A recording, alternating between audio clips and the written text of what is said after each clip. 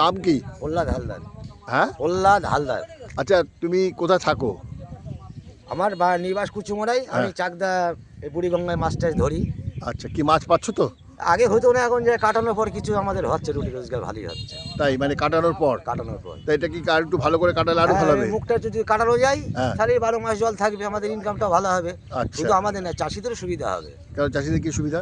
চাহিদা পাট পচাতে পারবে, হ্যাঁ। এবং ওই খালের থেকে জল দিয়ে ধান চাষ করতে পারছে, পাট চাষ করতে পারছে, সবজি করতে পারছে। আচ্ছা, নানান রকম আমাদের যেমন সুবিধা হয়েছে, চাষিদেরও সুবিধা হয়েছে। আচ্ছা, এখানে একটা স্লুইস গেট হলে ভালো হয় কি? খুব ভালো হয়। হ্যাঁ, খুব ভালো হয়। স্লুইস গেট হলে একটা ভালো হয় না? হ্যাঁ ঠিক আছে, তাহলে সরকারকে ডিমান্ড করছো তাই হ্যাঁ, যে একটা স্লুইস গেট হোক? আর সুইচ গেট আমরা চাচ্ছি।